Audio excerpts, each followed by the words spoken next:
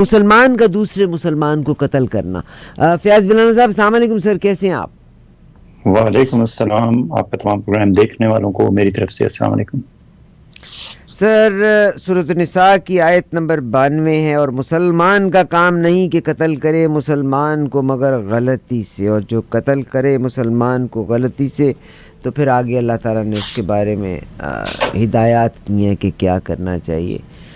कत्ल, और आजकल के दौर में मारने वाला भी कलमा गो और मरने वाला भी कलमा गो। I don't know which direction we are going. This is month of Ramzan, और हम रमज़ान में अपना आदा ज़रूर करते हैं, या अपना क्या कहते हैं, अपना करते हैं कि या अल्लाह ताला मुझे तजदीद बुरे काम से रोक ले, आमीन, अहाता करते हैं।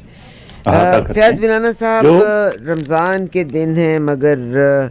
वो किसी ने कहा ना कि बेचारा अब तो इबलीस भी इंसान से शर्माता है कि अल्लाह ताला ने मतलब इंसान जो है वो इबलीस के सारे कामों को भी बेहतर तौर पे कर रहा है। पाकिस्तान की पॉलिटिकल सूरत हाल का अगर हम तज़किरा करते हैं तो सर, एक ज़िक्र जो आ रहा है, जस्टिस फ़ायज़ ईसा, उनकी बेगम साहिबा एक इंटरव्यू देती हैं और 4 या 5 जर्नलिस्ट के पैनल को देती हैं, जिसमें तलत हुसैन भी हैं। आप तो उन तमाम जर्नलिस्ट को जानते हैं, और आपको भी वो प्रोग्राम को देखने और सुनने का मौका मिला। कुछ फरमाएंगे उसके बारे में? और उन्होंने इमरान खान साहब को मुर्द इल्ज़ाम ठहराया बहुत सी चीज़ों के लिए। आप जो पहले बात कर रही थी ना कत्ल के बारे में इसलिए कहा गया है, एक तो उसे गुनाह कबीरा में शामिल किया गया है, दूसरा उसके बारे में इसलिए कहा गया है कि एक इंसान का कत्ल पूरी इंसानियत का कत्ल है। अब इससे अंदाजा लगाएं कि अगर कोई बंदा इस हद तक कोई इंसानियत को नुकसान पहुंचाने पे आ जाए कि पूरी इंसानियत को कत्ल कर दे, तो वो कितना जालिम आदमी होगा, कितना बड़ा उसने जुल्म किया होगा। तो इसको जो तशबीह दी गई है एक कत्ल को इक्वल टू द कत्ल ऑफ द होल ह्यूमैनिटी, तो इसलिए की गई है कि ये बहुत बड़ा एक है। तो इस पे जहां जिस तनाजर में भी आप बात कर रही थी, ये वाकई बहुत बड़ा गुनाह है, गुनाह कबीरा है, और इससे अल्लाह ताला माफ रखे हमें। फिर उसमें होता है कि कुछ कत्ल जो है वो आमदन होते हैं, कुछ जो है वो बैक ऑफ द माइंड, उनका कुछ और होता है, लेकिन आगे चल के उसका, फॉर एग्जांपल यूक्रेन में अगर आज वहाँ टेंशन है रशिया की और यूक्रेन की, तो रीजन उसकी कुछ भी हो सकती है, लेकिन वहाँ हमारे आलमी रहनुमा जितने हैं, चाहे वो यूएन में बैठे हुए हैं या यूएन से बाहर बैठे हुए हैं, क्या उनको ख्याल नहीं आता कि एक टेंशन दो कंट्रीज के दरमियान जो थी वो बढ़ती बढ़ती इस हद तक पहुंच गई है कि वहां अब इज्तिमाई कब्रें तक दरियाफ्त हो रही हैं। उससे पहले आपने इराक में देखा, अफगानिस्तान में आपने देखा, अभी सीरिया में इस वक्त भी, आज की भी ताज़ा तरीन सूरत हाल ये है कि दाश के वहां बंदे मारे गए हैं। दाश अभी तक अफगानिस्तान के कुछ हलकों में कुछ एरियाज में एक्टिव है। तो क्या सारी दुनिया उस तरफ हमारी तवज्जो नहीं है और हमें एहसास ही नहीं है, और हम इन छोटे छोटे इश्यूज में पड़े हुए हैं? फॉर एग्जांपल आप देखें, अमेरिका में डोनाल्ड ट्रंप साहब को अरेस्ट किया जा रहा है, वहां वो एक स्टोमी डैनियल्स एक पॉर्न स्टार थी, उसको पैसे दिए इन्होंने, चुप कराया कि तुम खामोश रहना, उस पर उनका केस चल रहा है। पाकिस्तान में आपने बात की, पाकिस्तान में आप देखें तो वहां खाने के लिए रोटी नहीं है, आटा जो है जिस तरह आटे की तजलील हो रही है, अब शायद गवर्नमेंट ने देखा है कि हमसे ये मैनेज नहीं हो पा रहा, तो उन्होंने आटे की तकसीम और तरसील रोक दी है वक्ती तौर पर, कि जब हम कोई सिस्टम बनाएंगे, मैनेज करने के काबिल होंगे, तो फिर हम आटे की दोबारा तरसील और तकसीम शुरू होगी।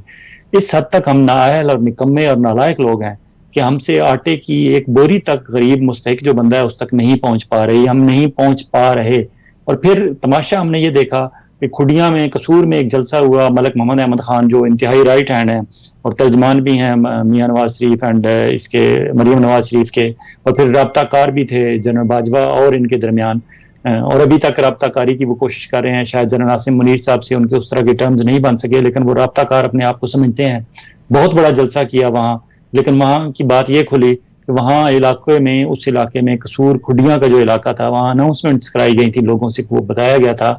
कि वहाँ सारे लोग पहुंचे, वहाँ आटा तकसीम होगा, वहाँ राशन तकसीम होगा, वहाँ आपको ज़कात के वो जो है हजार हजार रुपया, 2-2 हज़ार रुपए के वो कार्ड दिए जाएंगे, और वहाँ अफ्तारी होगी। इस हद तक अट्रैक्शंस दी गई, और वहाँ 10 ट्रक जाके खड़े कर दिए गए, पता नहीं उनके अंदर आटा था या नहीं था, लेकिन ट्रक खड़े हुए लोगों ने देखे तो गरीब गुरबा वहां पहुंच गए। और इस तनाजर में हमने जलसा कर लिया और हमने बल्ले बल्ले करा ली कि हम बहुत कामयाब सियासतदान हैं और हमने बहुत अच्छा जलसा किया। ये कोशिश चाहे पीटीआई वाले करें, मुस्लिम लीग वाले करें, मुस्लिम लीग काफ वाले करें, नून वाले करें, XYZ करें, या कल तक जहांगीर तरीन साहब पैसे के जोर पे सियासत में आ जाते हैं और अपनी नई पॉलिटिकल पार्टी चाहे वो पीटीआई नजरियाती बनाते हैं या कोई किसी और नाम से बनाते हैं, और वो भी कल इसी तरह आटे के ट्रक तकसीम करते हुए अपने सियासी जलसे कामयाब कराना शुरू कर दें, तो ये इंतहाई अफसोसनाक बल्कि शर्मनाक बात है, नहीं होना चाहिए। आपने बात की जस्टिस काजी फायज ईसा की अहलिया सरीना ईसा के इंटरव्यू की, वो 56 मिनट का इंटरव्यू है, मैंने 27 मिनट का देखा है, बाकी नहीं देखा अभी तक, बाद में देखूंगा, उस पर फिर मजीद कोई चीज हुई तो उस पर बात कर लेंगे। लेकिन जितना इंटरव्यू मैंने देखा है, पहली बात तो ये है कि जब मैंने इंटरव्यू पैनल को देखा तो क्वेश्चन वहां ही रेज हो जाते हैं कि ये वेल प्लान्ड, वेल ऑर्गेनाइज्ड, और बहुत मेरे ख्याल में तो क्वेश्चंस तक जो है वो पहले से डिसाइडेड थे कि कौन कौन से क्वेश्चंस होने हैं और कौन सा क्वेश्चन किसने करना है। इतने आरामदेह माहौल में अगर इंटरव्यूज हमारे होना शुरू हो जाएं तो मेरे ख्याल में हम जैसे लोगों को जो इंटरव्यूज देखने के बाद उसमें से कुछ तजिया करना चाहते हैं या आम पब्लिक उसमें से कुछ निकालना चाहती है तो बहुत फायदा हो। ये जो हम आजकल देखते हैं, कभी इमरान खान का इंटरव्यू आ रहा है, कभी नवाज शरीफ का आ रहा है, कभी मरियम का आ रहा है, तो ये सारे एक एक जर्नलिस्ट के साथ बैठ के वो कर रहे हैं इंटरव्यू, और अफरा तफरी में इंटरव्यूज होते हैं, कुछ प्लान नहीं होता। बेशक इनकी मर्जी के यहाँ इंटरव्यूअर थे, अगर इसी सिलसिले को आगे बढ़ाया जाए और आप अगर छाप लगी गई है हमारे जर्नलिस्टों पे कि तलत हुसैन प्रो मुस्लिम लीग हैं और सलीम साफी एंटी इमरान खान है और इमरान शफकत जो है वो भी शदीद एंटी इमरान है, और वजाहत मसूद साहब भी एक खास उनका ज़हन है अपना, और अब्दुल क़य्यूम सिद्दीकी कोर्ट रिपोर्टर हैं, ज़ाहिर इतने अरसे से सुप्रीम कोर्ट कर रहे हैं, तो वो शायद कंडक्ट कर रहे थे या उन्होंने सारा प्लान किया था या मैनेज किया था। उनके जस्टिस काजी फायज ईसा से ताल्लुकात हैं, जंग जी होकर ये रिपोर्ट करते हैं सुप्रीम कोर्ट को, पिछले को 15-20 सालों से कर रहे हैं, मेरे अच्छे दोस्त हैं, उन्होंने मॉडरेट करने की, उसे कंडक्ट करने की कोशिश की, अच्छे तरीके से वो कर रहे हैं, बिल्कुल सही है। लेकिन जो ही पैनल आपके सामने आता है आपको पता चल जाता है कि ये इंटरव्यू किस मकसद के लिए किया जा रहा है, किस सोच के साथ किया जा रहा है और इसकी आउटकम क्या होगी, इसमें से निकालना क्या चाहते हैं। इसके बावजूद क्वेश्चन बहुत अच्छे थे। मिसेज काजी ईसा सरीना साहबा ने बहुत तहम्मुल से जवाबात दिए, हत्ता कि उर्दू में भी उसे वो किया गया, डब किया गया। उन्होंने कहा कि मेरा क्योंकि सारा केस इंग्लिश में है इसलिए मैं इंटरव्यू भी इंग्लिश में, आंसर भी इंग्लिश में करना चाहती हूँ। अच्छा किया उन्होंने। मेरे ख्याल में ये जितना उन पे इल्जामात लगे हुए हैं काजी फायज ईसा या सरीना ईसा पे, उनको वाश करने की कोशिश की गई है, अच्छी कोशिश है, काफी हद तक चीजें वाश हो जाएंगी। लेकिन इसके बावजूद मैं समझता हूं कि वन साइडेड इंटरव्यूअर थे। अगर दो आप दूसरी छाप के और दो इस छाप के ले लेते, 4 जर्नलिस्ट अगर आपने बिठाने ही थे, इस तरह बिठा देते तो फिर शायद थोड़ा सा बेहतर लगता कि शायद जर्नलिस्टों ने एज ए जर्नलिस्ट ही काम किया है, एज ए सहूलतकार काम नहीं किया। जो सरीना साहबा ने अपने डॉक्यूमेंट्स दिखाए हैं, वो जितनी उनका पूरी फाइल केस बनी हुई है, क्योंकि उसमें तकरीबन कोई 100 से ज्यादा उनकी पेशियां हुई हैं, 2 साल केस चला है, और क्लियर कट ये जाहिर है उसमें से कि ये इंतकामी कार्रवाई थी उनके खिलाफ, जस्टिस काजी फायज ईसा के खिलाफ।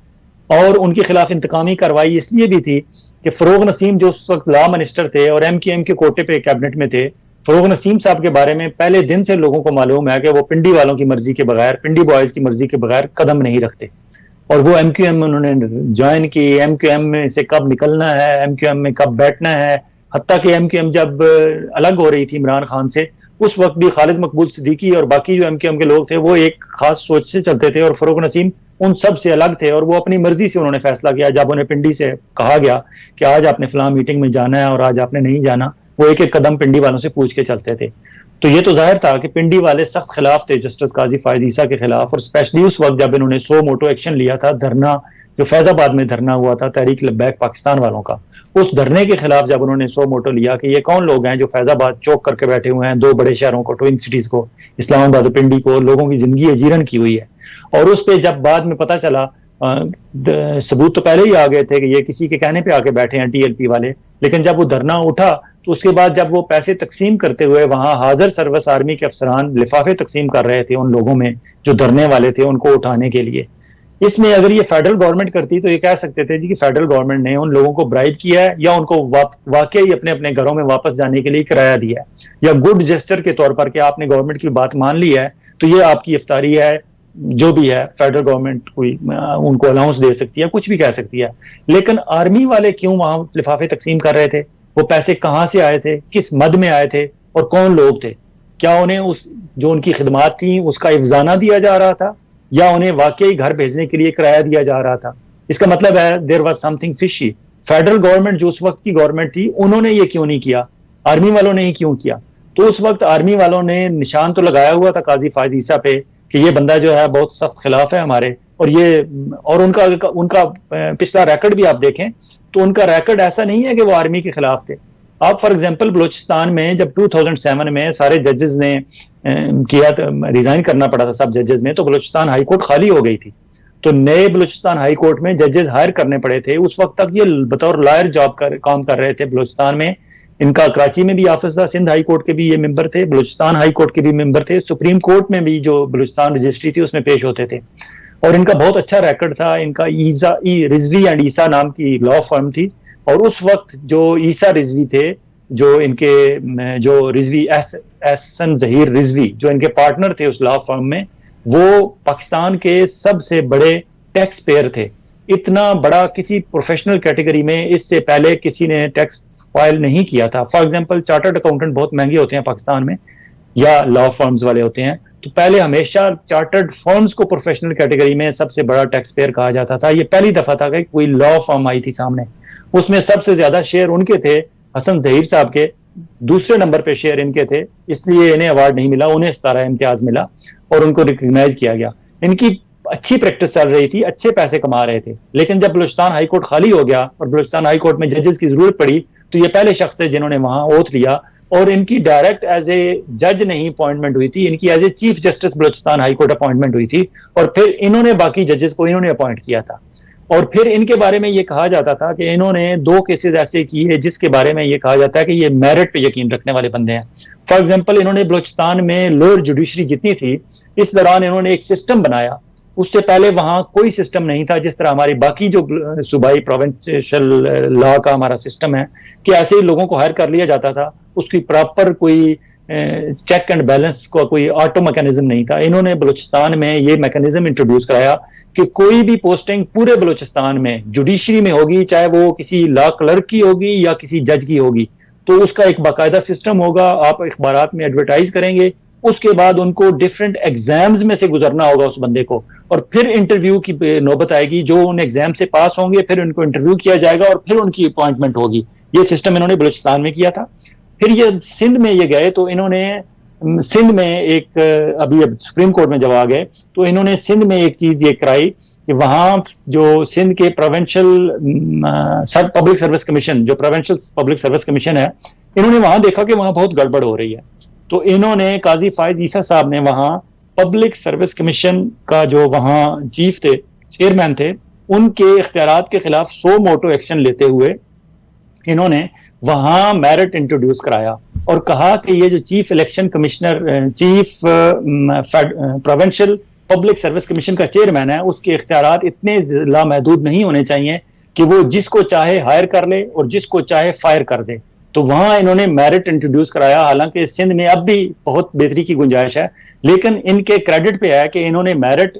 सिंध के प्रोविंशियल पब्लिक सर्विस कमीशन में इंट्रोड्यूस कराया, इन्होंने मेरिट बलूचिस्तान में इंट्रोड्यूस कराया। अब एक बंदे की ये रिप्यूट हो कि वह मेरिट पे बात करते हैं, तो ये नहीं हो सकता कि उन्होंने अपनी जाती जिंदगी में कोई करप्शन की हो। जिस तरह ये कह रहे हैं कि सरीना ईसा कह रही हैं कि उन्होंने आज तक जो है कोई टैक्स अपना नहीं छुपाया, ठीक है, होगा, नहीं छुपाया होगा, लेकिन उन्होंने अगर वो जो 7 करोड़ या जितने भी बता रही हैं 7 लाख पाउंड में उन्होंने प्रॉपर्टीज खरीदी थी, और बहुत अर्सा पहले खरीदी थी, 2006-07 जब भी खरीदी थी, तो उन्हें उसका कंपैरिजन वहां दे देती कि उस वक्त पाउंड वर्सेस रुपीज इतना था और हमने इतने की प्रॉपर्टी खरीदी थी, और उस साल हमारे जो हमने टैक्स फाइल किया हुआ था वो इतना था। बिल्कुल ये अमेरिकन स्कूल में पढ़ाती थी शादी से पहले। इनकी प्रॉपर्टीज इनके पेरेंट्स के से इनको हेरिटेज मिली हुई है, मगर हेरिटेज मिली हुई थी। सॉरी, काजी फायज ईसा साहब को भी हेरिटेज उनकी भी थी, सारा कुछ ठीक था, लेकिन ये इस अपना ईयर टू ईयर अपनी इनकम मैच करके ये वहां प्रूव क्यों नहीं कर पाई, और फिर इन्हें बिल आखिर ये थ्रेट क्यों करना पड़ा जज साहबान को।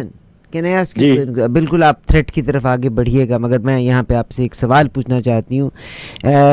इनकी नौकरी भी थी, इनके पास पैसा भी था, सब कुछ था, मगर वो कहती हैं, और ये पाकिस्तान में ये होता है कि एक सवाल के जवाब लेके आप कोर्ट के बीच में पहुंचते हैं तो कोर्ट वो पिछली बात को भूल के नए मसले के बीच में उलझा देती है। उनकी गुफ्तगू का लुब्बे लुबाब यही है कि हर बार एक नई चीज़ आती थी, वो प्रॉब्लम को रिजॉल्व नहीं कर रहे थे। अब आप ये बताइएगा, फिर उन्होंने जो थ्रेट किया और जहाँ पे जज, इसका मतलब है कि यहाँ जो पकड़ा गया, आपके तो सारे जज ही काने हैं फिर।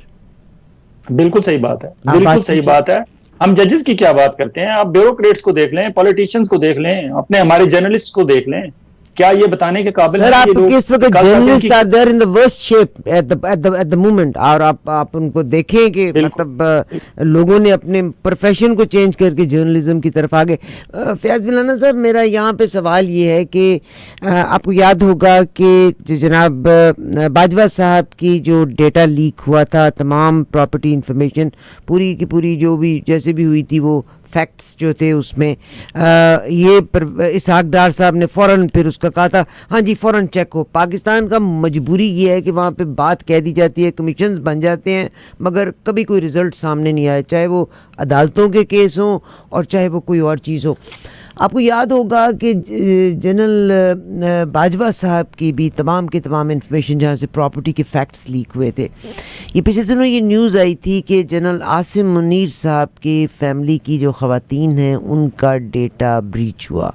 और वो डेटा ब्रीच होने में लाहौर में जो इस इदारे के लोअर कारकुन हैं वो शामिल हैं, एक ब्रिगेडियर साहब शामिल हैं, क्योंकि ये जब जनरल आसिम मुनीर साहब की अपॉइंटमेंट हो रही थी तो 4 या 5 और जनरल्स भी थे, और सऊदी अरेबिया को इनके अगेंस्ट करने की कोशिश की गई थी वो ब्रीच करने में, because they wanted to prove him, I am sorry it's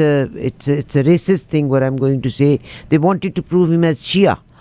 अच्छा, अब तक तो जो लोग पाकिस्तान की आर्मी को डिफेम करते हैं, और मुझे याद है आपको भी पता होगा कि मैंने बड़ा स्टैंड लिया था कि खुदा का वास्ता ये जो कुरान और हदीस की बातें इनको बीच में हिफ्ज़ हाफिज़ को बीच को निकाल के आप नाम लें, नाम से बात करें, उनको अल्लाह ने पोजीशन दी है उसके लिहाज से बात करें। तो बतेरे लोग जो पाकिस्तान की आर्मी को डिफेम कर रहे हैं और बुरा कह रहे हैं जनरल आसिम साहब के बारे में, उनके हाफिज़ कुरान होने के नाते इतनी बड़ी बातें करते थे। अब ये जो ब्रीच हुई है ये भी इसहाक डार साहब इसी गवर्नमेंट के दौर में हुई है, इट इज़ बैक इन सितंबर अक्टूबर का दौर है जब यही वाली गवर्नमेंट थी। तो क्या वाज इट दिस गवर्नमेंट और पीडीएम हु नेवर वांटेड जनाब Asim Munir to be the chief of army staff? अच्छा, अब ये र्यूमर भी है कि शायद चीफ ऑफ आर्मी स्टाफ को यानी he just took the oath, he is the most powerful man, how can they replace him now? अच्छा, आपने बात रेंडमली की, इधर उधर की, लेकिन बातें सारी आपस में इनके डॉट्स मिलते हैं। फॉर एग्जांपल अपने सरीना की बात हो रही थी, सरीना ईसा की,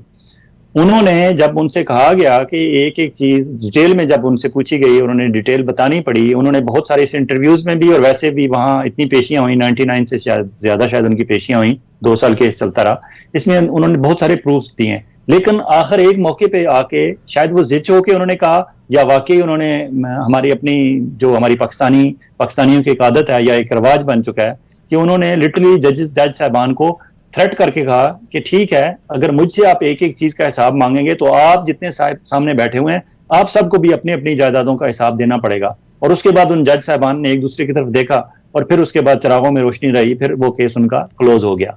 हमारी हालत यह है कि हम में से हर बंदे को शायद उस वक्त तक बात समझ ही नहीं आती जब तक अगला बंदा बिल्कुल लिटरली थ्रेट ही ना कर दे, या फिर हमारी आदत बन चुकी है एज ए कौम कि हम हर बात को अपनी जवाबदेही या अपनी सफाई देने की बजाय हम दूसरे को थ्रेट कर देते हैं, और हम हर वक्त दूसरे का गलतियां और खामियां ही ढूंढने के पीछे पड़े रहते हैं। फॉर एग्जाम्पल, इसकी जनरल बाजवा साहब की और उनकी मिसेज की और उनकी बहू के जब असासा जात लीक हुए थे, और वो शाहिद असलम जो जर्नलिस्ट थे जिनको बाद में इन्होंने उठा लिया उठाने वालों ने, और फिर वो जेल में रह के आए और जेल में वापस आने के बाद उन्होंने इंटरव्यूज भी दिए, तफसीलात भी बताई, उनको इसलिए उठाया गया कि जी ये लीक कहां से हुए, और फिर एफबीआर से 3 ऑफिसर उठा लिए गए कि जहां से ये डाटा लीक हुआ वो एफबीआर के उन 3 ऑफिसर्स का आज तक नहीं पता चला कि क्या हुआ और किस हाल में है और वो कहां है। उनसे ये नहीं पूछा गया कि भाई ये जो डाटा निकला है, कोई जनरल कमर जावेद बाजवा साहब से किसी ने नहीं पूछा, और उनकी मिसेज से और उनकी बहू से कि ये आपके असासाजात दिन दुगनी तरक्की कैसे कर गए। 2016 में आपकी इनकम जीरो बता रहे हैं और आपके असासाजात में कुछ ऐसा नहीं है काबिल जिक्र, और 2017 में अगले साल में आप अरबों रुपए की जायदाद के मालिक बन गए हैं। ये कैसे हुआ? ये किसी ने नहीं पूछा। ये पूछा जा रहा है कि ये डाटा लीक कैसे हुआ। और इसहाक डार साहब जो वजीर खजाना है हमारे इस वक्त, और उनकी जो गवर्नमेंट है, हुकूमत का काम तो ये था कि वो पूछते कि ये बंदा वाकई जो शाहिद असलम ने या किसी भी XYZ फैक्ट फोकस वालों ने या किसी और मीडिया आउटलेट ने जिसने भी क्वेश्चन रेज किया है, उस क्वेश्चन को जवाब दिया जाए। हाँ, साइड पे आप ये तहकीकात जरूर करें कि ये डाटा लीक कैसे हुआ, वो आपका अपना इंटरनल है और वो FDR तक का इशू होना चाहिए, वजीर खजाना तक का या वजीर आजम पाकिस्तान तक का या आर्मी चीफ तक का इशू बनना ही नहीं चाहिए था।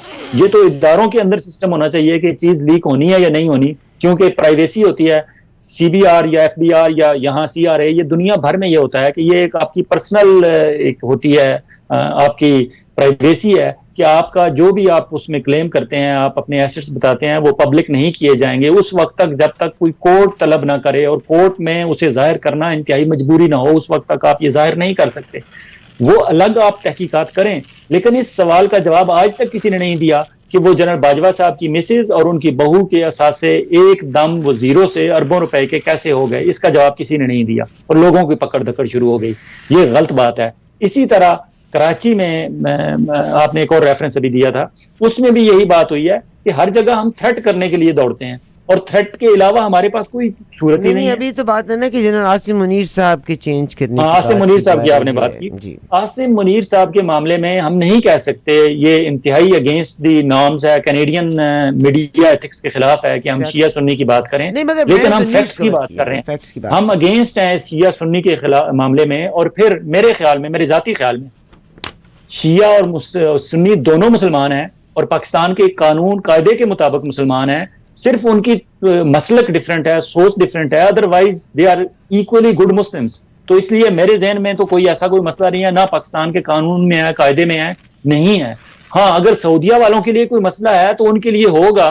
और हमें यहाँ एज एन इशू डिस्कस करना है। हमने एज ए मसलक डिस्कस नहीं कर रहे, एज ए मजहब डिस्कस नहीं कर रहे, एज ए रेसिज्म हम डिस्कस नहीं कर रहे। जब हमने इश्यूज डिस्कस करने हैं तो हमें खुल के करने पड़ते हैं, क्योंकि यहाँ फ्रीडम ऑफ एक्सप्रेशन है और हमें बताना पड़ता है कि पाकिस्तान के अंदर बैठे हुए जर्नलिस्ट शायद उस तरह खुल के बात नहीं कर सकते। हम ओवरसीज पाकिस्तानियों पर जिम्मेदारी ज्यादा है कि हम जब पाकिस्तान के इश्यूज पे बात करें तो हम इक्वली बात करें, बैलेंस्ड बात करें और हक जो उस किसी भी इशू में जितनी पार्टीज इन्वॉल्व हैं, हर पार्टी का पॉइंट ऑफ व्यू हम पब्लिक के सामने लाएं और फिर पब्लिक का काम है कि वो उसमें से डिसीजन करे, पब्लिक अपना माइंड बनाए कि कौन सी बात सही है और कौन सी गलत बात है। हाँ, सऊदिया वालों के लिए तशवीश होगी, लेकिन हमारे यहाँ हमारा कायदा कानून पाकिस्तान का तो नहीं कहता कि कोई शिया है, सुन्नी है या कोई भी है वो आर्मी चीफ नहीं बन सकता। अगर वो आसिम मुनीर साहब शिया है तब भी वो इक्वली गुड आर्मी चीफ है, अगर वो सुन्नी है तब भी वो इक्वली गुड आर्मी चीफ है। हमारे लिए कोई इशू नहीं है। अगर किसी ने वहां से ये डाटा निकाला या कहीं पहुंचाया या इसे इशू बनाने की कोशिश की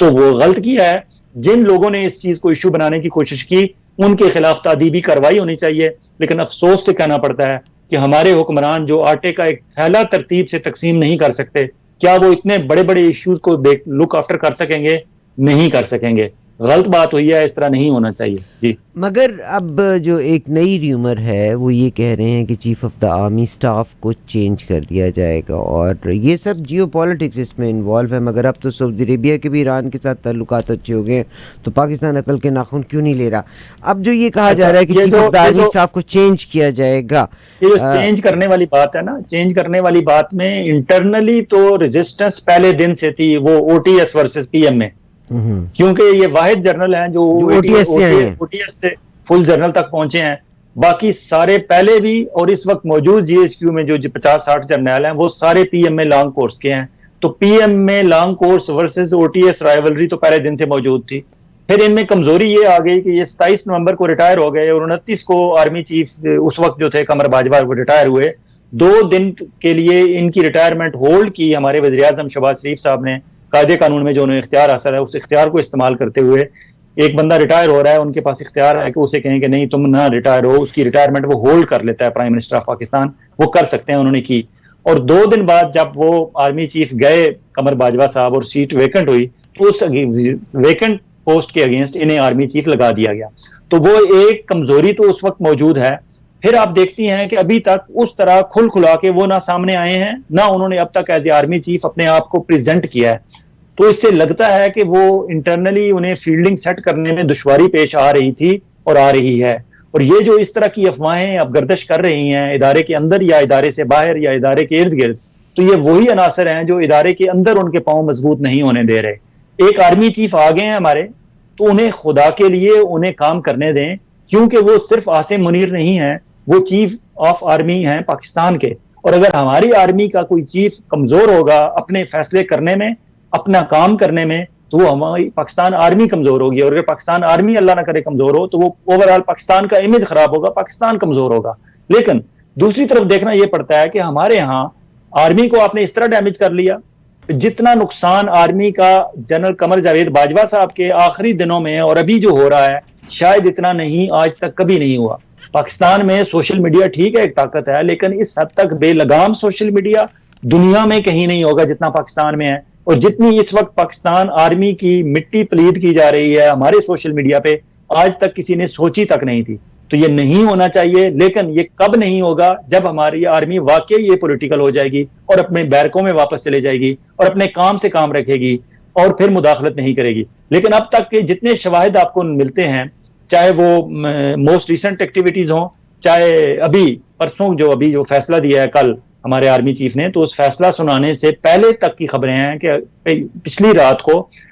को chief justice of Pakistan Umar Ata Bandial साहब के पास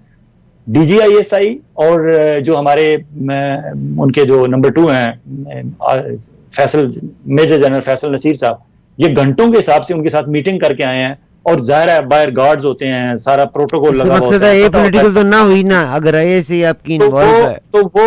वो उनकी रिक्वायरमेंट अपने तौर पर शायद होगी कि उन्होंने उनसे सिर्फ ये पूछा होगा कि हाँ जी क्या इरादा है, क्या हो रहा है, ये वो उन्होंने आर्मी चीफ को रिपोर्ट करना होगा। लेकिन बाज़ाहिर तो असर ये होगा कि शायद वो उन्हें डिक्टेट करा के आए हैं, शायद वो उन्हें डराने गए थे, शायद वो उन्हें धमकाने गए थे, शायद वो फैसला चेंज कराने के लिए गए थे, शायद वो फैसला चेंज कराने में कामयाब हो गए हैं। ये सारी रूमर्स फिर वहां से जन्म लेंगी ना। इसका कोई तरीका, कोई तरतीब, कोई सिस्टम कुछ तो होना चाहिए। और अगर उन्होंने इंफॉर्मेशन आर्मी चीफ को चाहिए तो वो प्राइम मिनिस्टर हाउस को यूज करें ना, प्राइम मिनिस्टर हाउस के जरिए उनके राब्ते होने चाहिए। आप आर्मी चीफ अगर कोई मालूमात लेना चाहते हैं चीफ जस्टिस ऑफ पाकिस्तान से, तो army prime minister of Pakistan को आप बाईपास करके किस तरह अपने DGISI को या उनके नंबर 2 को भेज सकते हैं किसी इदारे, आईनी इदारे के सरबराह के पास। तो ये गलत बातें हैं, ये बातें वाकई गलत इस सेंस में है कि जो लोग उठाए जा रहे हैं, PTI के लोग उठाए गए हैं,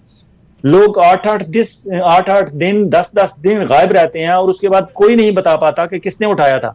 कोई मानने के लिए तैयार ही नहीं है। इस वक्त भी PTI वाले क्लेम करते हैं कि 1600 बंदे हमारे अरेस्ट हुए थे पिछले दिनों में, जिनमें से तकरीबन 100-150 अभी तक हमें नहीं पता कि वो कहाँ है। कराची में उनके कोई मरकजी लीडर थे PTI के, वो गायब हैं, किसी को कुछ पता नहीं। तो अगर ये सारा कुछ हो रहा है पाकिस्तान में, तो फिर उंगलियां तो उठेंगी, और जब उंगलियां उठेंगी तो फिर इनको वीगो डाला, और उठाने वाला ही नहीं कहा जाता आर्मी वालों को, और किसी को तो नहीं कहा जाता। उठेंगी आपने जिक्र कह दिया, आज की न्यूज़ है, शायद आपको पता होगा, टाइम्स मैगजीन ने, और एक और ख़बर भी है कि यहाँ के अखबारों में जो लगी है, जिसमें पाकिस्तान में ह्यूमन राइट्स की खिलाफ वर्जी हुई। जब कुछ लोग कम्युनिटी के जब ये कहते थे ह्यूमन राइट्स की को पामाल किया जाता है, तो हम कहते थे कि भाई तो घर का भेदी लंका ढाए। मगर अब जो ये कहा जा रहा है कि अंग्रेज़ी में इंटरव्यू दिए जाएं और पाकिस्तान को पूरी दुनिया में फेम दी जाए कि यहाँ पे ह्यूमन राइट्स नहीं है, तो ह्यूमन राइट्स जो लोग ह्यूमन राइट्स के अगेंस्ट बात कर रहे हैं, तो पिछले 50 साल से कह रहे हैं कि पाकिस्तान में ह्यूमन राइट्स नहीं। तो हम अपने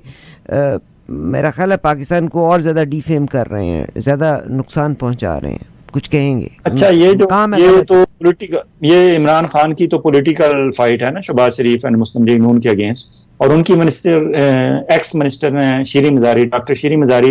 इंसानी हकूक़ की मिनिस्टर थी। तो उनकी अपने तौर पर पार्टी के अंदर एक जिम्मेदारी बनती है कि अगर वाकई पाकिस्तान में जमहूरी आज़ादियों के हवाले से या बुनियादी इंसानी हकूक़ के हवाले से वहाँ कोई कदगनें लगी हुई हैं, या सख्ती हो रही है, या उनकी पकड़ धकड़ है, या लोगों को उठाया जा रहा है और उनके केसेस रजिस्टर नहीं किए जा रहे, गायब किया जा रहा है, उनके बाकायदा प्रोटोकॉल जो लॉ का है वो फॉलो नहीं किया जा रहा, तो वो उनकी as a shadow cabinet minister आप कह लें, या एज ए इंसानी हकूक़ की चैंपियन के तौर पर कह लें, या उनकी एक जो पार्टी के चेयरमैन है इमरान खान, उनने एक जिम्मेदारी लगाई हुई है। तो वो उनकी जिम्मेदारी बनती थी। डॉक्टर शीरी मज़ारी ने, ज़ाहिर वो इंग्लिश की जर्नलिस्ट हैं, सारी जिंदगी रही हैं, प्रोफेसर रही हैं, defence and strategic studies, Quaid Azam institute of defence and strategic studies की हेड रही हैं। तो उन्होंने अपना काम किया और काम अच्छा इस तरह किया कि उन्होंने पूरी दुनिया के मीडिया को इन्वॉल्व कर लिया और फिर पूरी मीडिया की दुनिया पे बताया कि हमारे इतने लोग 1600 बंदे पकड़े गए हैं, इतने हमारे गायब हैं, इतनों के अगेंस्ट केसेस हैं, इतने के अगेंस्ट नहीं है। और फिर जो आजम सवाती के साथ किया गया, शहबाज गिल के साथ किया गया, या बाकी जो लोगों के साथ किया गया, फिर अरशद शरीफ का कत्ल तो पूरी दुनिया के सामने है, नजर आ रहा है कि अभी तक उस सिलसिले में कोई प्रोग्रेस नहीं हुई। JIT जितनी 1, 2, 3 बनी है, लेकिन आउटकम क्या है? जीरो। और फिर इससे ज्यादा बड़ा मजाक क्या होगा कि इमरान खान पे दिन दिहाड़े अटैक हुआ है वजीराबाद में, उसके बंदे के जिस्म में 4 गोलियां लगी हैं, उस पे नहीं लगी, 16 और बंदे, किसी को 1 लगी है, किसी को 2 लगी हैं, किसी को वैसे वो जख्मी हुआ है। उन बंदे दिन में लोगों ने देखा, वीडियोज हैं कि ये हुआ है। और फिर जो उस पर JIT बनी, बाद अज़ां पंजाब गवर्नमेंट ने उस JIT का सारा रिकॉर्ड ही गायब कर दिया। JIT बनी, टूट गई, पहली JIT बनी, दूसरी बनी, दोनों JITs ने अपनी अपनी हदूद में रहते हुए अच्छा काम किया था, लेकिन वो तो रिकॉर्ड ही गायब कर दिया गया। तो इस तरह ये सारी इंसानी हकूक की खिलाफ वर्जियां जो दिन दिहाड़े हो रही हैं, इस पे कब तक हम पर्दा डालेंगे? कोई नहीं पर्दा डाल सकता। एक ही सूरत है कि हम अपनी इस्लाह कर लें, अपने हालात बेहतर कर लें। और हालात बेहतर किस तरह करने हैं? अगर हम अपने वेस्टेड इंटरेस्ट को हर बंदा हम में से छोड़ने के लिए तैयार हो, लेकिन हम छोड़ने के लिए तैयार नहीं है। मुस्लिम लीग नून वाले कहते हैं कि ये जितनी गवर्नमेंट है शहबाज शरीफ साहब की, जितने दिन और चल जाए, और उसके बाद जब इलेक्शन हो तो हालात इतने मुवाफिक हों कि वो हमारे हक में फैसला दें। PTI वाले कहते हैं कि ये हुकूमत जितनी जल्दी खत्म हो, उस ये अगर 54 to 56 डेज इलेक्शन कैंपेन का दिन चलाने का टेन्योर है तो वो भी ना हो, कल ही इलेक्शन हो जाए और हम इमरान खान हुकूमत में आ जाएं और PTI संभाल ले इक़्तिदार, और फिर हम इनका कला कमा कर दें, सफाया कर दें। पीपल्स पार्टी वाले कहते हैं कि हमें सिंध में हम आराम से कोने लग के दही खा रहे हैं, हमें कोई सिंध में ना चढ़े, वहां क्या करप्शन का बाजार गर्म है, वहां क्या इंसानी हकूक की खिलाफ वर्जियां हो रही हैं, वहां अर्बन सिंध और रूरल सिंध की जो तकसीम है उस पर कोई बात ना करे, और वहां मुर्तजा भुट्टो की बेटी फातिमा भुट्टो और उसके बेटे जुल्फकार भुट्टो को आज़ादी से अपनी सियासी एक्टिविटीज जारी रखने की इजाजत नहीं दी जा रही, या जो कुछ वहां जुल्म हो रहा है हारियों पे और उन पे, गरीबों के किसानों पे, उसकी बात ना की जाए, हमारी हुकूमत बरकरार रहे। और कराची में भी मेयर जो है, अगर PTI और जमात इस्लामी मिल के उनकी अक्सरियत बन रही है तो हुकूमत उनको ना दी जाए, मेयर हमारा बनाया जाए, कराची में भी झंडा हमारा ही बुलंद रहे। हर बंदा अपनी जात की हद तक वो कहता है कि मेरा मेरा मेरा मेरा, लेकिन ये मेरा मेरा मेरा करते करते किसी का भी नहीं रहेगा। बहुत शुक्रिया सर, आपने बड़े अच्छे तरीके से एक्सप्लेन किया। और मैं ये कहती हूँ कि पाकिस्तान में अगर जो इस वक्त सूरत हाल चल रही है कि नवाज शरीफ साहब तशरीफ़ लेके आ रहे हैं, फजल रहमान साहब अपने आप को बहैसियत सदर देखना चाहते हैं, जरदारी साहब ने वज़ीर ख़ारजा one of the best position दी हमारे बिलावल साहब को, और नवाज शरीफ साहब अपने आप को ता दमे हयात प्राइम मिनिस्टर ऑफ पाकिस्तान देखना चाहते हैं। मगर अब जब वो वापस आ रहे हैं तो आपका क्या ख्याल है कि व्हाट डू यू सी, अगर नवाज शरीफ साहब वापस आ जाते हैं तो PDM में दम रहेगा या 9 सितारों की तरह फूट पड़ जाएगी? हमारा प्रोग्राम रेगुलर देखने वाले जानते हैं कि मैंने बहुत अर्सा पहले आपको बता दिया था कि मियां नवाज शरीफ साहब रमज़ान में जाएंगे सऊदी अरब, वहाँ शहबाज शरीफ साहब पहुँचेंगे, मरियम साहबा पहुँचेंगी, वहाँ इनकी एक जॉइंट मीटिंग होगी, और जितने कैबिनेट मेंबर इसहाक डार वगैरह जो जो पहुँच सकेगा, चाहे वो अपने खर्चे जाएं चाहे सरकारी खर्चे पे जाएं, वो भी पहुंचेंगे। वहां इनका ग्रैंड डायलॉग होगा, ग्रैंड मीटिंग होगी और फैसले होंगे। उससे पहले पहले ख्वाजा आसिफ साहब और 1-2 लोग पहले कह चुके हैं हम मियाँ साहब आ रहे हैं, लेकिन उनकी जो कानूनी रुकावटें हैं उनके रास्ते में, फॉर एग्जांपल उनके खिलाफ जितने केसेस हैं हम वो केसेस 1 by 1 खत्म करने की कोशिश कर रहे हैं, और आप देखेंगे कि अगले 2, 4, 6, 10 दिनों में बहुत तेजी से वो केसेस उनके खत्म होंगे। उनकी जमानतें जहां जहां हो सकेंगी हो जाएंगी, नहीं तो पेपर तैयार करके रखे जाएंगे कि जो ही वो पहुंचेंगे यहाँ लैंड करेंगे तो साथ ही उनकी जमानतें होना शुरू हो जाएंगी। पंजाब गवर्नमेंट मोहसिन नकवी साहब उनकी पॉकेट में है, फेडरल गवर्नमेंट उनकी अपनी है, सिंध गवर्नमेंट उनकी अपनी है, KPK में माशाल्लाह गवर्नर साहब जो है वहाँ रूल कर रहे हैं, चीफ मिनिस्टर साहब जो आजम खान हैं वो तो नजर नहीं आते, कहीं शरीफ आदमी है, लेकिन वहाँ गवर्नर साहब वो KPK वाले हैं। तो पाकिस्तान भर में जहां जहां उनके खिलाफ केसेस होंगे वो एक एक करके खत्म इसी तरह होंगे जिस तरह इसहाक डार साहब के खत्म हुए, किसी को पता तक नहीं लग चला कि किस तरह खत्म हुए हैं। सलमान शहबाज साहब के खिलाफ खत्म हुए हैं, हालांकि वो एक बंदा 4 साल 6 साल से भागा हुआ बंदा वापस आए, तो जज माठे से माठा जज भी हो तो वो तपा बैठा हुआ होता है उस बंदे पे कि भाई तू 6 साल तुम्हें नोटिस हम भेजते रहे, तुम कहाँ गायब थे, लेकिन किसी की इतनी जरूरत नहीं थी, किसी जज की, किसी सिविल जज की, किसी सेशन जज की, किसी एडिशनल सेशन जज की, किसी हाई कोर्ट की, किसी सुप्रीम कोर्ट की जरूरत नहीं हुई इनसे पूछने की कि आप लोग पाकिस्तान के निज़ाम को और पाकिस्तान का जो हमारा अदालती निज़ाम है और इंतजामी निज़ाम है उसकी आंखों में धूल झोंकते रहे हैं आप, और आप गायब रहे हैं और आपने एक नहीं सुनी। हत्ता कि आप जो है तुर्किया के प्रेसिडेंट के साथ जाके हाथ मिलाते रहे हैं, मिलते रहे हैं, बीइंग एक्यूज्ड एंड बीइंग इश्तिहारी ऑफ पाकिस्तान। आप वहां मुअज़्ज़ज़ पाकिस्तान के नुमाइंदा बन के वहां पेश होते रहे हैं। और अब मियां नवाज शरीफ साहब वहां सऊदी अरब में होंगे, इन्होंने वहां से कोशिश की कि मियां नवाज शरीफ साहब की मीटिंग जो है मोहम्मद बिन सलमान और वहां जो रॉयल फैमिली है उनके साथ मैनेज हो जाए, लेकिन वो नहीं हो पा रही थी, इसीलिए शहबाज शरीफ साहब को वहां जाना पड़ा। अब वज़ीर आज़म पाकिस्तान शहबाज शरीफ साहब हों, राजा परवेज अशरफ हों, यूसुफ रजा गिलानी हों, इमरान खान हों, कोई भी हों, तो वो स्टेट टू स्टेट जो हमारे रिलेशंस हैं सऊदी अरब वर्सेस पाकिस्तान, उसके तनाजर में जब शहबाज शरीफ साहब मोहम्मद बिन सलमान से या किसी भी वहां के किंग से या रॉयल फैमिली के बंदे से मिलना चाहेंगे तो उन्होंने रिस्पेक्ट एक्चुअली शहबाज शरीफ को नहीं देनी, पाकिस्तान को देनी है, तो उनसे मुलाकात तो होनी ही होनी है। अब मुलाकात में नवाज शरीफ साहब साथ होंगे, ज़ाहिर है वो कायद हैं, उनकी पार्टी के बड़े भाई हैं और एक्स चीफ प्राइम मिनिस्टर हैं, 3 दफा के प्राइम मिनिस्टर हैं, घराने के भी सरबराह हैं, पार्टी के भी सरबराह हैं, उनके भी बड़े हैं, तो ज़ाहिर है वो आगे होंगे, पीछे शहबाज शरीफ साहब तादमे हयात प्राइम मिनिस्टर रहेंगे सर जी, तादमे हयात प्राइम मिनिस्टर रहेंगे। और नहीं, प्राइम मिनिस्टर तो शायद उनका बनने का चांस नहीं, उन्होंने उस वक्त खत्म कर दिया था जिस दिन वो गुजरांवाला में उन्होंने स्पीच की थी। प्राइम मिनिस्टर बनने का अब चांस नहीं है, अब तो वो सिर्फ अपनी बेटी को प्राइम मिनिस्टर देखना चाहते हैं और बेटी खुद प्राइम मिनिस्टर बनना चाहती है और आगे अपने बेटे जुनैद सफ्दर को प्राइम मिनिस्टर बनाना चाहती है। उनके अज़ाइम उस लाइन पे जा रहे हैं। मियां नवाज शरीफ साहब को पता है कि मैं प्राइम मिनिस्टर नहीं बन सकता। मियां नवाज शरीफ साहब जो उनका अपनी जात का एक नाम है, एक करिश्मा है, पंजाब के लोगों को इतने अरसे तक एंटी पीपल्स पार्टी उन्हें सिंचा गया और उनके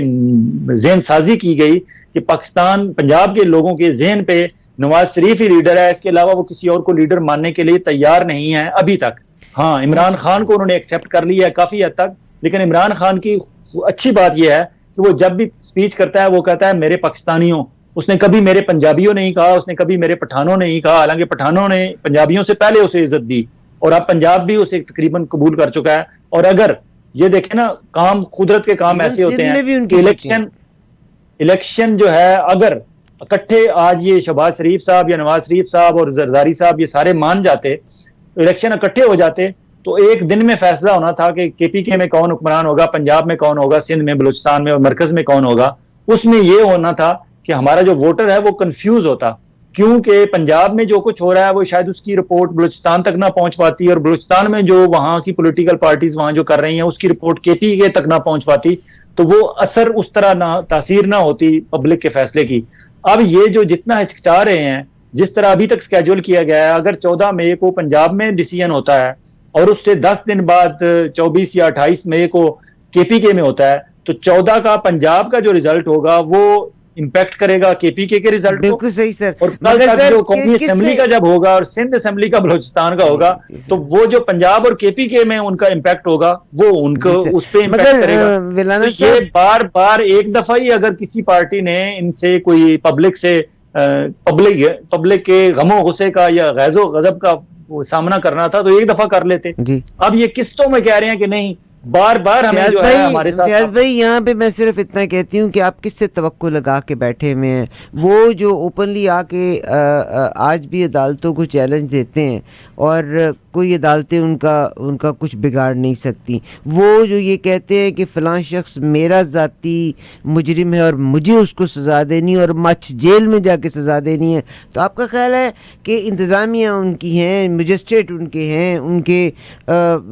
जो CCPOs उनके हैं, उनकी तो वो इलेक्शन तो वो जीतेंगे ही जीतेंगे, डेफिनेटली जीतेंगे। ये आवाम के समंदर के सामने तो इमरान खान की बहुत बड़ी गलती थी कि उन्होंने रिजाइन करवाया। It was the biggest mistake of Imran Khan, क्योंकि जिन लोगों के पास हुकूमत है will never let them come in. मैं आपकी बात बिल्कुल समझता हूँ। आप देखिए किसी का बेटा मर गया, माँ आज तक अपनी FIR नहीं दर्ज अपनी बेटे की करा सकी। चलिए जी, आप इमरान खान को भी छोड़े। मैंने बात करनी है अपने कायदे की, कानून की। और कानून क्या कहता है? कानून ये कहता है कि 90 दिन के अंदर इलेक्शन होने चाहिए और 90 दिन के अंदर इलेक्शन होने के लिए अभी तक साजगार हालात इस सेंस में है कि उन्होंने जितना भी भागने की कोशिश की, बिल आखिर इस सारी कोशिश में 1 मार्च के फैसले को इन्होंने रिवर्स करने की कोशिश की, 3 अप्रैल तक ले गए। 3 अप्रैल तक चला गया, लेकिन अल्टीमेटली इलेक्शन पे कितना असर हुआ? 13 या 14 दिन का फर्क पड़ा ना, 30 अप्रैल से 14 मई तक चले गए। अब मजीद ये कोशिश करेंगे, अब होना ये है फॉर एग्जाम्पल सर 14 मई को भी इलेक्शन नहीं होते, लिख के रख लें। इन्होंने जो भेजा हुआ है सदर अलवी के पास कि जी ये 100 मोटो एक्शन नहीं ले सकते और 3 जजेस मिलके बेंच बनाएंगे और ये होगा और वो होगा, उसके पास होने से पहले पहले ये जो अपना पीटीआई वाले हैं या जो इलेक्शन कराने वाला ग्रुप है, ये इसी फैसले को जो ये है इस पे एतराज कल परसों तरसों किसी से बंदे से करा लें, और करा लें या करा लेंगे, और उस एतराज को ही दोबारा हियरिंग के लिए एक बेंच जो है दयाल बना दें और वो उसको नल एंड वाइड कर दे उस एतराज को, और ये भी कह दे कि अब इसके बाद मजीद कोई एतराज नहीं लेना, इसे काम करने दें, आप रुकावट बन रहे हैं हमारे। इन्होंने पहले ही कह दिया था, मगर इलेक्शन आपके 2023 में नहीं होंगे। नहीं होंगे बिल्कुल। ये जब हम ये बात करते हैं ना कि इलेक्शन नहीं होंगे, तो एक्चुअली हम वो जो फोर्सेस हैं जो एंटी लॉ हैं, जो कायदे कानून और 90 दिन के अंदर इलेक्शन कराने के पाकिस्तान के आइन के खिलाफ जो फोर्सेस काम कर रही हैं, हम उन्हें इनकरेज कर रहे होते हैं इनडायरेक्टली कि हाँ जी नहीं होंगे, you are the winner, they are not the winner. Sir हम ये नहीं कह रहे, मगर जो फैक्ट नजर आ रहा है, आपकी जो केयर टेकर गवर्नमेंट है वो तो कोई अपॉइंटमेंट भी नहीं करा सकती। आपकी केयर टेकर गवर्नमेंट अपने आप को केयर टेकर भी नहीं कह रही, वो अपने आप को अपने साथ डेजिग्नेशन लगा रही है, वो अपने अपॉइंटमेंट्स कर रहे हैं, यानी व्हाट इज गोइंग। और फिर जब लोग हमें कहते हैं कि हम किसी एक को फेवर करते हैं, caretaker governments completion of the work करवा सकते हैं, they can not appoint, they can not take actions on certain things, यानी नई इम्प्लीमेंटेशन। इलेक्शन रोकने की सिर्फ एक सूरत है कि इमरजेंसी लगा दी जाए या मार्शल लॉ खुद आ जाए। अब इमरजेंसी लगने के लिए सूरत यह है कि प्रेसिडेंट से आपको परमिशन लेनी पड़ती है, परमिशन ना भी दें फिर भी आप इमरजेंसी लगाएंगे, तो क्या इंटरनेशनली जो आप पहले ही आपकी इकोनॉमी की ये सूरत हाल है, आप क्या समझते हैं कि आपका जो जीएसटी प्लस स्टेटस है वो इसी तरह रहेगा? विलाना साहब, किसने आज तक आपके लीडर्स में से किसने आज तक इकोनॉमी की बात की है? आपने कितने लीडर्स को इकोनॉमी की बात करते हुए? None of them talk about imports and exports, none of them talk about economy. The only thing what they talk about is arrest करना, मार धाड़ पकड़ना, this is all what they talk about. किसी को भी कंसर्न नहीं है कि डॉलर कहाँ पे जा रहा है। आपका ख्याल है कि इसाक डार साहब, अगर आपके अपने घर की प्रॉपर्टी जो है वो पावर ऑफ सेल पे जा रही हो या इस तरह से हो रही हो, तो आप देखिए रातों की नींदें नहीं आती, they are enjoying, they are having fun. Nobody is talking about economy, nobody is talking about dollar की प्राइस कहाँ जा रही है, because they are the beneficiaries. अगर डॉलर की कीमत बढ़ती चली जा रही है तो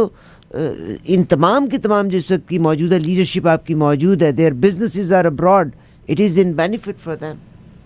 जाहिर है उनकी रातों रात उनकी प्रॉपर्टीज जो हैं वो डबल ट्रिपल उनकी प्राइसेस हो जाती हैं, वो ठीक है आपकी बात, लेकिन हमने बात करनी है मैसेज की,